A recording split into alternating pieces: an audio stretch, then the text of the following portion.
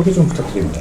네네. 안녕하세요. 법무법인 에이블의 김서환 변호사입니다. 저희가 이번에 이제 채널명을 법무법인 안녕하세요. 법무법인 에이블의 김서환 변호사입니다. 저는 이제 올해로 12년 차 변호사로서 뭐 금융, 또 기업 자문, 임대차, 매매, 부동산과 관련된 그런 일들을 전담해서 맡고 있고요. 에이블과 함께 하신 지 얼마나? 에이블은 이제 저희가 2019년에 3월에 설립을 해서 이제 4년째 이루고 있습니다. 안녕하십니까.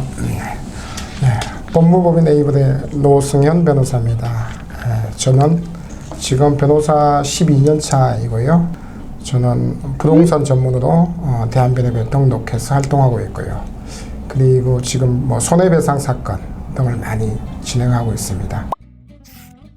기억나는 뭐 에피소드, 성공 사례 이런 거 혹시 기억나는 게 있어요? 동작구에 있는 사건인데요. 할머니로부터 땅하고 집을 증여받은 거죠. 그러니까 손자가 증여받은데 딸 입장에서는 자기 어떻게 보면 상속 재산을 갖다가 손자한테 다 준 거잖아요. 할머니가 이제 뭐 그 당시에 좀 또 치매 증상이 있었어요.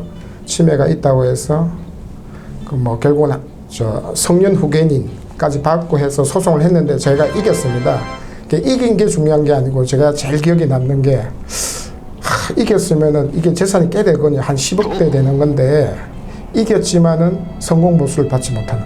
뭐냐면 성공보수 약정을 안 한 거예요. 제가 너무 이 사건이 너무 좀 안 된 사건이라 해서 성공보수 약정을 하지 않았는데 나중에 생각해보니까 사실 소송을 잘하는 것도 중요하지만은 변호사들한테는 약정을 잘 해야 된다. 그래서 제가 기억에 오래 남는 사건입니다. 저는 뭐 좀 부동산 관련해서 특이한 사건인데 이제 용산구에 이제 한신공영에서 옛날에 지었던 한신 아파트라고 있어요. 이제 그 이촌동이었나? 하여튼 뭐 그쪽인데 이 특이한 게 그 당시에 시유지 위에다가 어떤 철거민, 그러니까 그런 분들 상대로 이제 시유지 위에 아파트를 지어준 거였어요.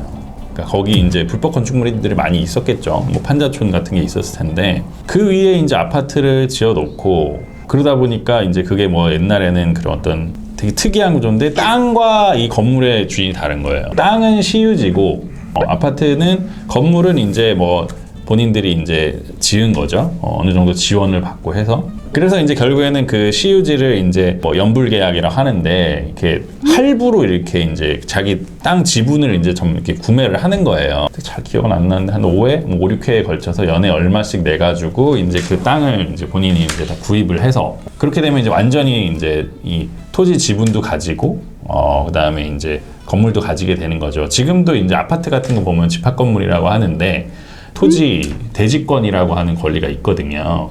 그거와 유사한 이제 토지 지분 등기를 하면서 그렇게 이제 진행이 됐던 건데 이게 뭐 왜 그런지 모르겠는데 행정착오인지 아니면 그냥 쉬쉬하고 넘어간 건지 그 아파트가 뭐 70년대에 지어진 거니까 제가 소송할 때만 해도 그래도 한 40년 된 아파트였는데 아직까지 그 토지에 대한 권리가 없는 아파트 이제 주인들이 있었던 거예요. 토지 지분을 당연히 취득을 해야 되잖아요. 근데 이제 취득시효라는 게 있습니다. 그러니까 타인의 토지를 한 20년 동안 그냥 내가 소유할 목적으로 그렇게 소유할 의사로 점유를 하면은 그 토지를 이렇게 취득하게 될 수 있거든요.